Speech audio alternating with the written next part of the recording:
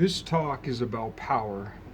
You'll excuse me as I look from here to here, trying to see if I got my angle right. Not so good with angles. I was working on this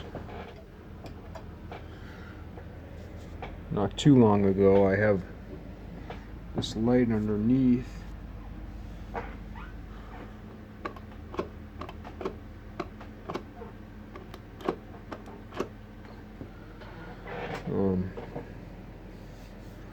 So I was tracing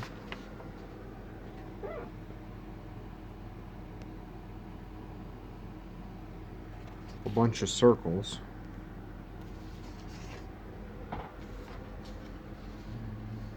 Circle there, circle there,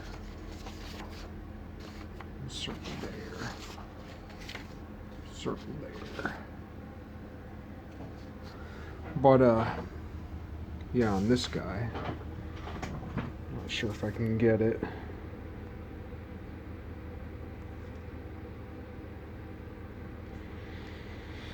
Separated into 48, because I did end up making this image more rationally, and as I'd said before about this image,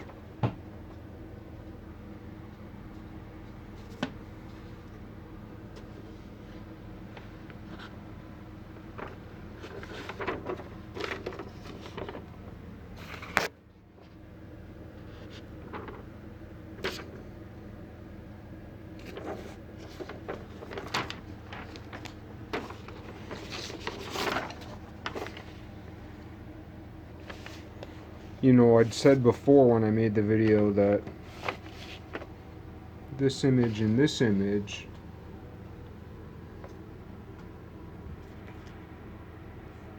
that image and this image were wrong, and they wouldn't look that much different than the ones that were more logical.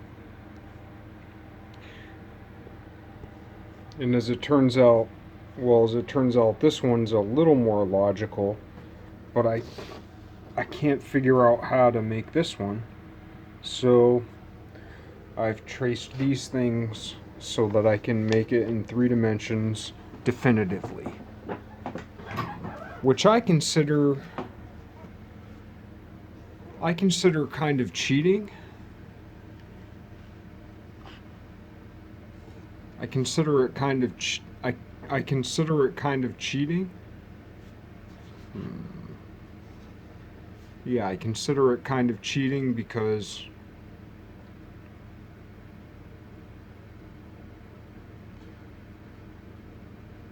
resorting to the 3rd dimension means that my logic is insufficient. So I resist it because I resist the truth that my reason is insufficient.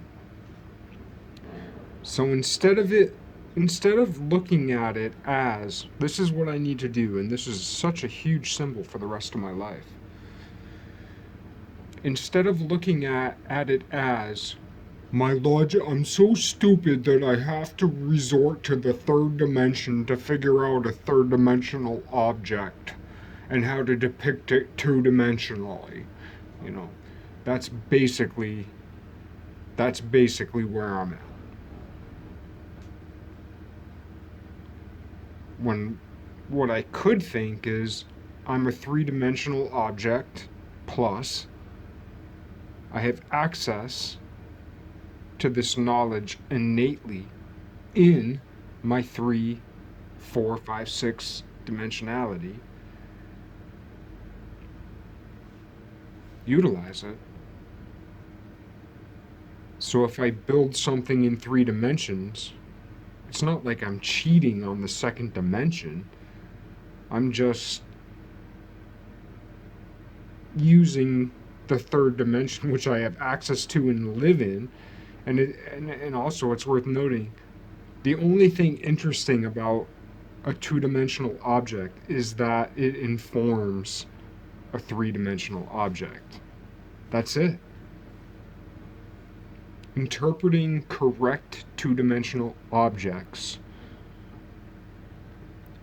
is just it, it's not an end in and of itself. It's a way to understand three-dimensional objects. Period. Three-dimensional plus, you know.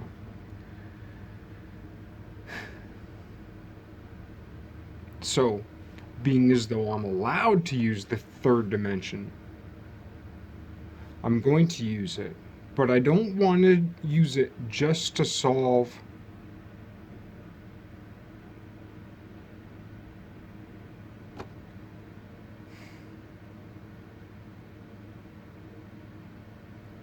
which has to do with the triangulation of an angle, which has to do with like getting into cubed roots, which they say is impossible in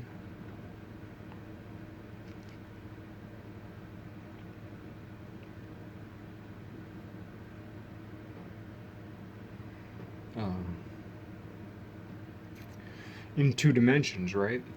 But because we have to access the third dimension to get the cubed root, I guess. I don't know. But what if somewhere within that relationship there was a way and it's just not yet been found to relate those things?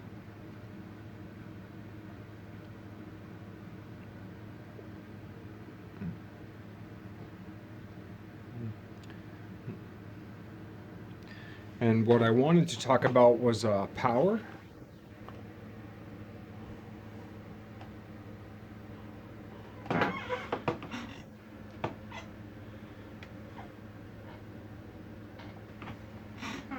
Yeah, what I wanted to talk about was power. And so far as I can tell, from between my own experience, experience interacting with theology and philosophy, and the world as limited as it is, um,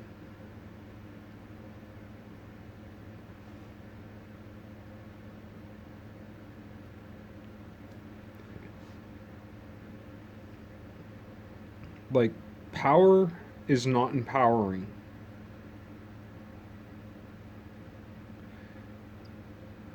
It's almost like this entire narrative of ascendancy is off, or rapture. It's off.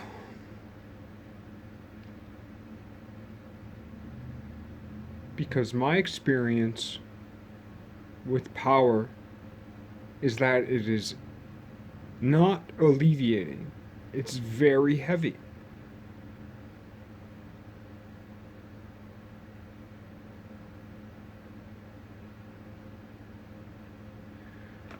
There's the idea of alleviating heaviness with the cremation of care ritual. I won't even make any references to it. I'll just leave it at that. Right? But that kind of thing, worse or better in any which way, like that kind of thing, a cremation of care ritual.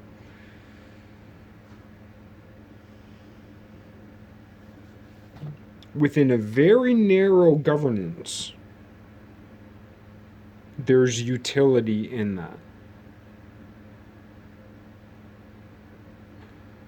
Don't misunderstand that as me justifying the practice, but do understand me saying that given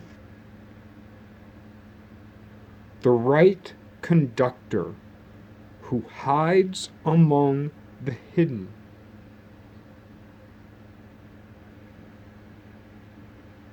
the exact way that it's used creates a thin slice through the power of the population, which can be utilized by the good. And it's very powerful. It's counterintuitive, and it works against the errors of the past in favor of the truths of the future that are yet to be true because their numbers have not yet been reached. Get it? I'm not sure.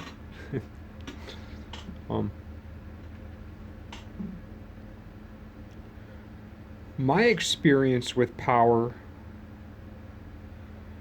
is that it's incredibly heavy. There are moments of intensity.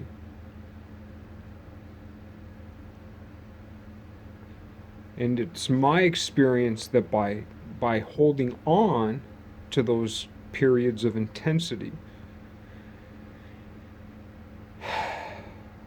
those are our pegs that we hold on to in the winds of ferocity, of the ferocity of the weight of power, such that a king, a true king, is, and not for the romanticism of it, not for the story of it, not for its relatability, truly or metaphorically, not for that, but because, sadly and erroneously, true power is the weight of the cross. You're bared down. You start becoming timeless and eternal. You start hearing prayers. As you become more like God, what does God do? What does God do but answer prayers within the boundary of not violating your free will? Do you understand, like, the absolute, it's really, at least conceivably, at least amorphously, which is mostly the way we think about anything, is in this amorphousness, and any exact structure would, to my mind, represent, like, we think of clouds as amorphous, and we think of technology as all tight and right. Well, come up where I live and drive down the road and even look at these. They're highly technical and they represent tons of work by real people. So I'm not harshing on the people who do it, because these people work real mechanical miracles every day. People who are putting up wires, working on telephone poles, putting up communication lines, electric lines. It's all nuts and bolts. There is no fucking iCloud. All right? Like, drive down New Hampshire and what is it? It's tar on roughly hewn trees in the ground with metal and petroleum and optic fibers and copper and aluminum and iron and glass.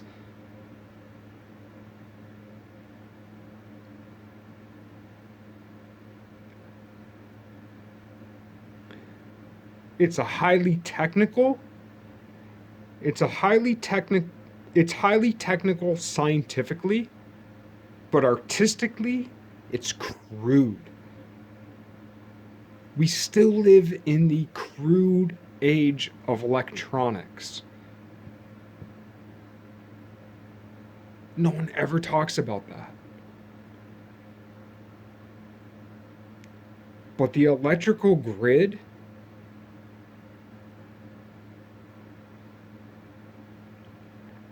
it's the biggest Jeb Clampett fucking hack together, like, in the moment.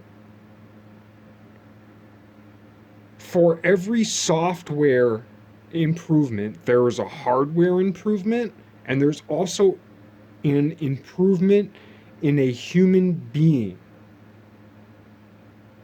who has to become more technical, have finer dexterity, have clearer reason, have longer long-term memory, and more reactive short-term memory in order to actually fix and put together these components. A greater ration is being built along with this at the same time. The cloud, let's put it this way. The finger movements of the technicians on poles is the exact real world equivalent of people coding and making more complex electrical and signal and symbolic structures. And that corresponds to, in a real world gaming sense that's not a game, the people putting shit together that you see in those fucking trucks every day.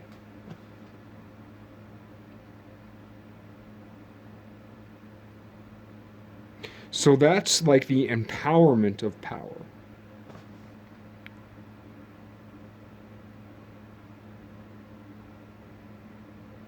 And it's a response to the weight of power.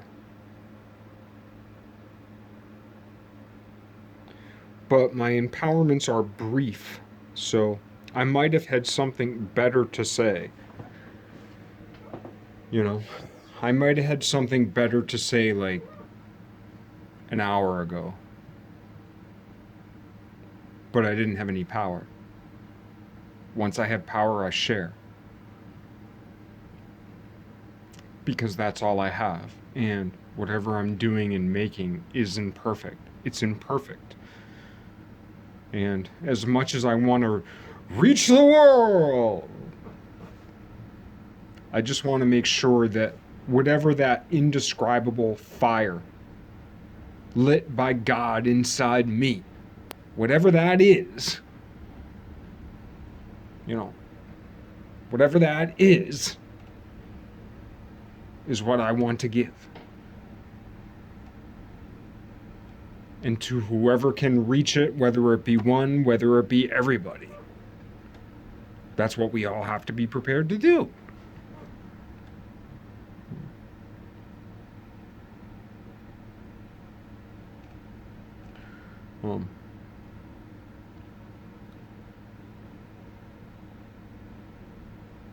But yeah, I find the weight of power heavy. Very heavy.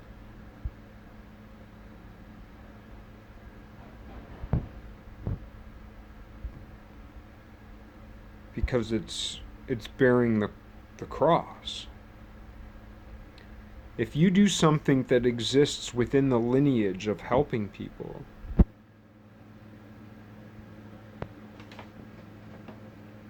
you're actually going to hear prayers.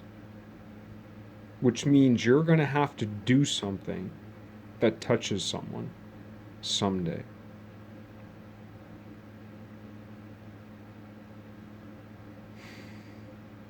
That's kind of why I started making these videos and then keep making them. And the thing about keep making them is that it's not just every new video isn't just like coming anew. Because for every answer or every question I answer, I also somewhere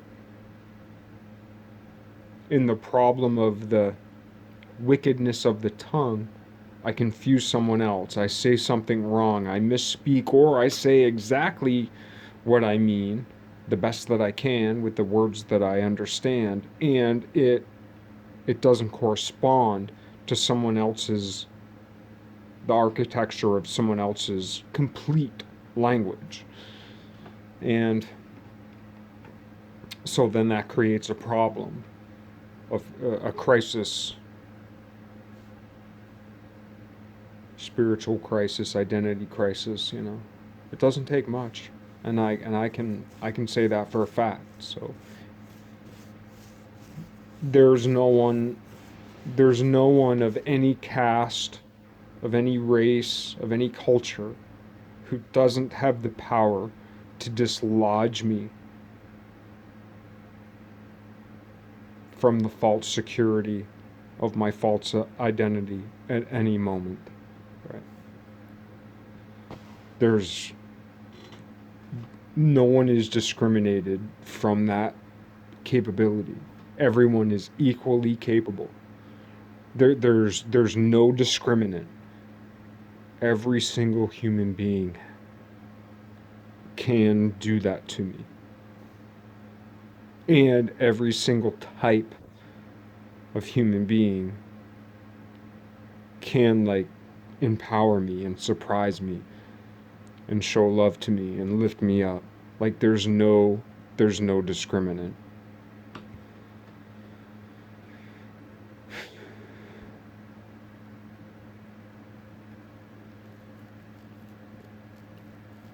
And that's super powerful. Super powerful. But like when we open ourselves up, it's not just this alleviation. Coming to the truth is actually,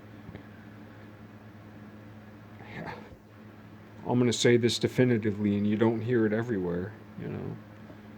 Not to say that that gives it credence, but you'll be relieved when you hear it.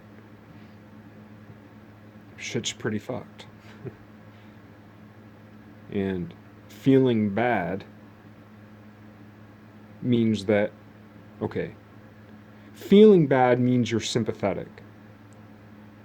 Knowing why you feel bad, kind of, is empathetic. Empathy these days is given priority over sympathy, as if sympathy doesn't matter at all and empathy is what matters because it's understanding someone else.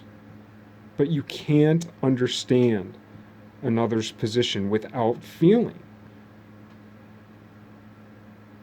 Feeling is 51% plus. If we're lucky, it's only 51% or 50%. If we're lucky, if we're pretty much God.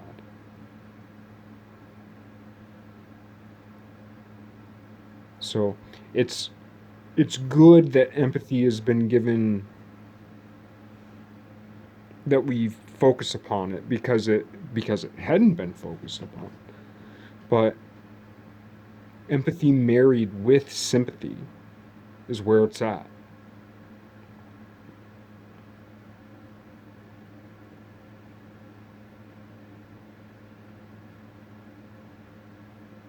To be devastated,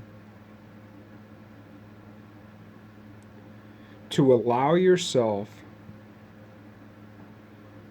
if you feel devastated by the world, you actually have to actively, through your own free will, you have to actively deprogram yourself enough to let yourself feel the hurt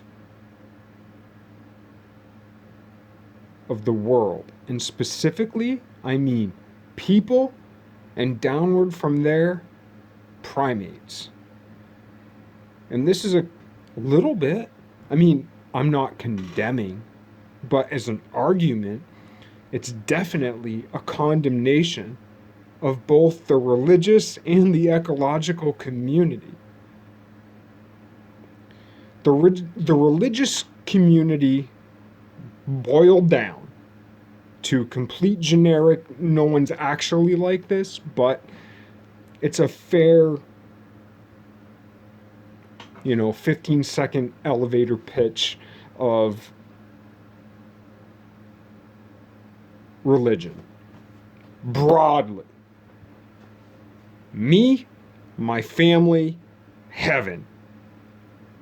Or some paradise, non-being, being, whatever, right? But it's some, to some degree, it's about me, my family, my community, my culture, my church, whatever, and the best dude, the best chick, the best place to be forever. It's kind of always like that.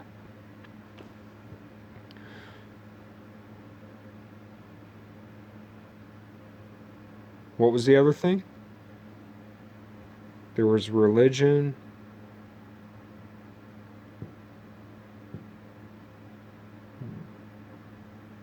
Okay, I was talking about religion. There was something else.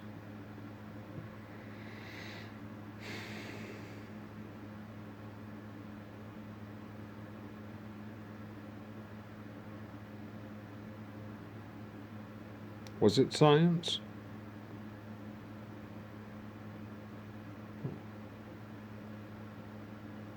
I'm not sure if I can pause this and watch it. Shit. What was I talking about? Power. Religion.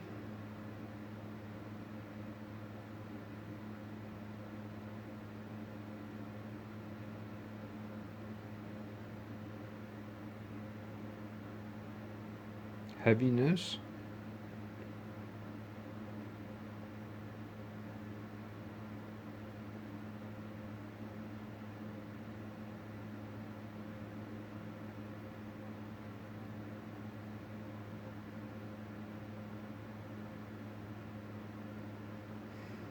Well, I guess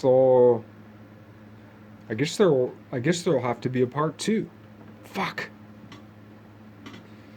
Oh well. Mm.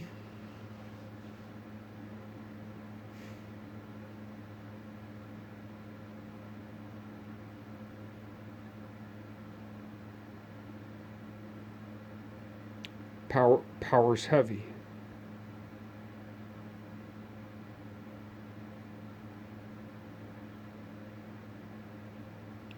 It hurts.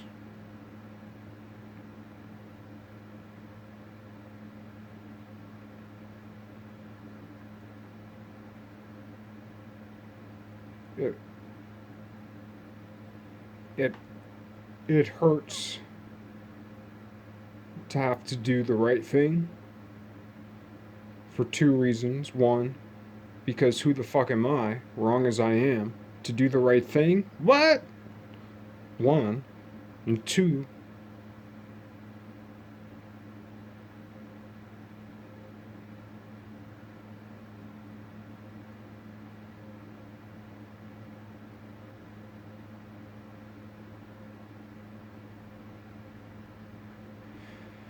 because there's so much cool other shit to do. There's so much other awesome things I'd rather be doing.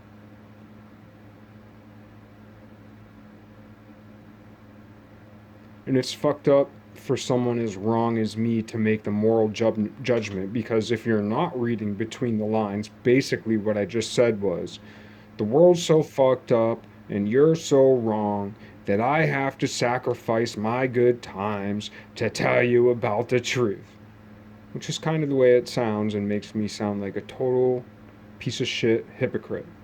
Which is true. I'm all that and more, you know. It's true. I can't deny it.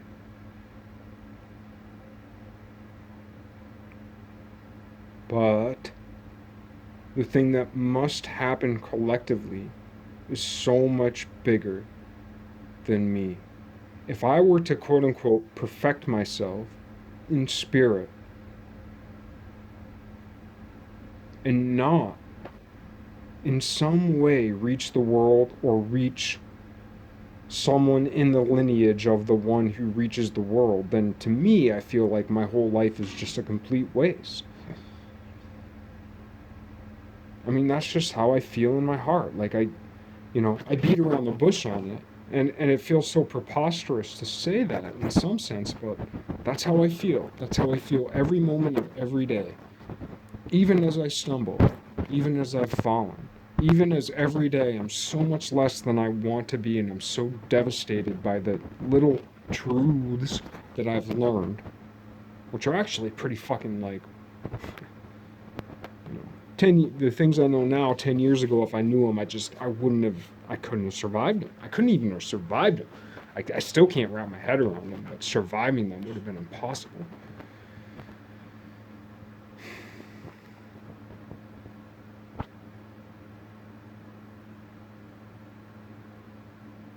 One of the, if not the most difficult thing to learn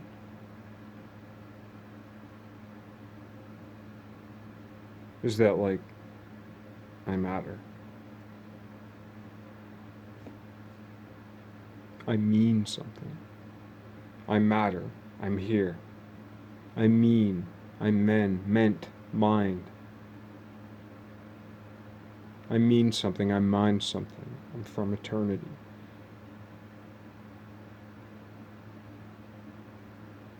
I matter. I'm here. I'm here from the eternal. That's hardcore, man. For everybody. I was driving around like a green public square type place, you know, a few hundred people, 100 people, hanging out on a big green, you know, and just looking, thinking, souls, like dots in the center of a sphere that has a center. All these dots moving in the center of a big ass fucking sphere, moving, or on its surface, or both. Souls, points, monads, minds of the mind, gods of God.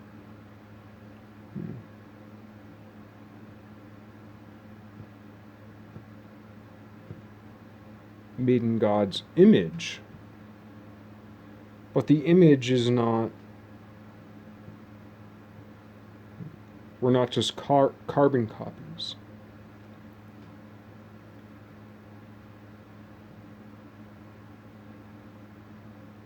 We're not made in God's expression.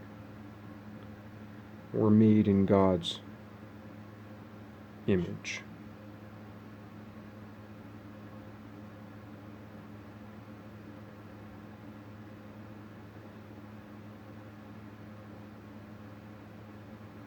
We deal with the butterfly effect. We do not violate free will.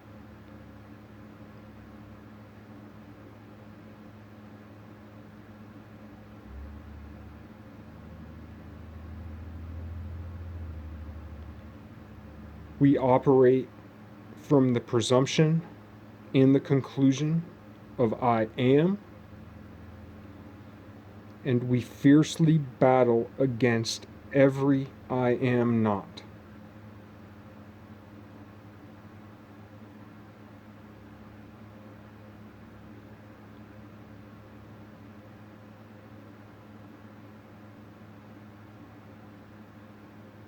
Even if that means we don't even interact with the I am not that we defeat. Because if there is an I am not, that another one is or becomes or does or I ams, that I am not is eliminated without conflict.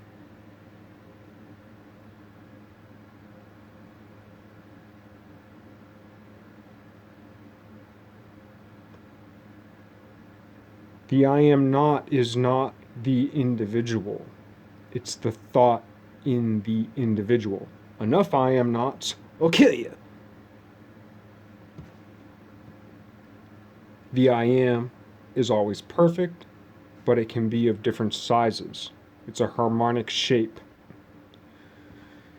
And it can hold as many as all of us and it can retract to as few as one, even if that one is none of us.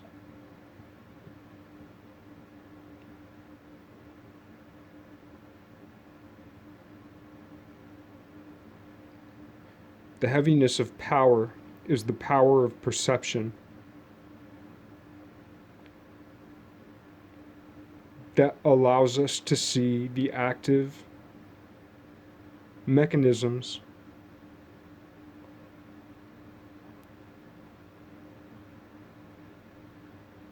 even if those people talk about like relativity and quantum mechanics, but it's quantum mechanics. So people talk about like the old mechanical world. Quantum is still a kind of mechanics, isn't it?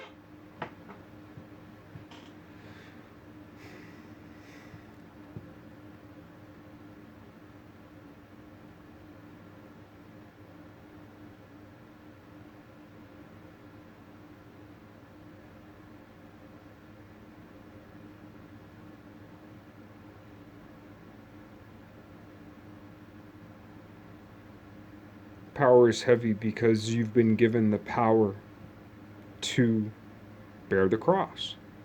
You've been given the power to sympathize with the world empathetically.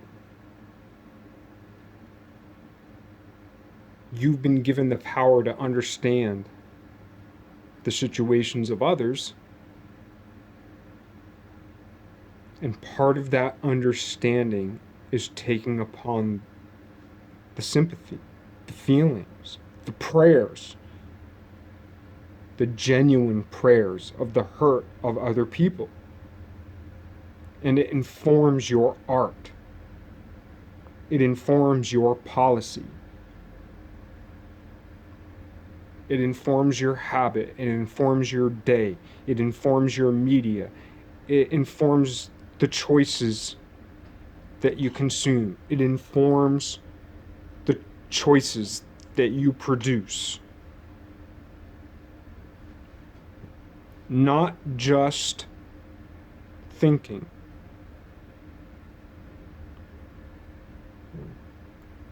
The major way that God answers prayers, the biggest way, or that the highest principle serves, or that Hermes delivers the message, is via each other. We are, like it or fucking not, we are and that's a big thing. Like it or fucking not.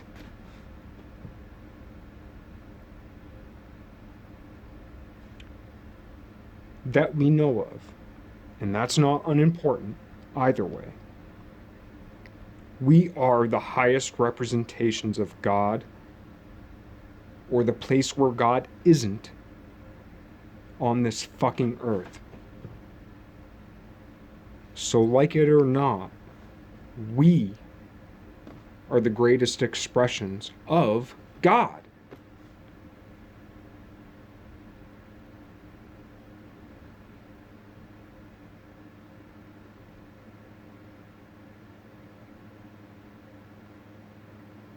But the God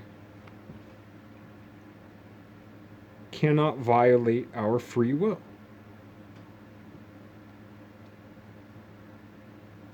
So we have to choose.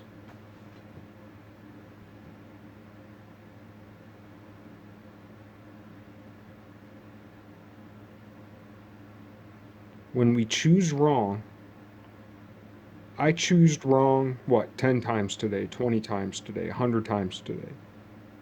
So did you, so did every person on the earth, right? So that is the negative butterfly effect that God, in nothingness, without body, without form, except in us,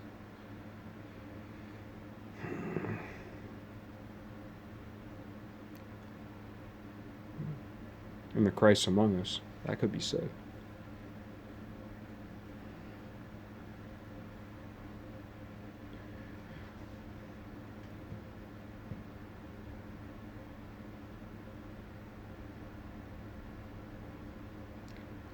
I think I'm just going to leave a cliffhanger. Stopping there. Baby, it ain't over till it's over.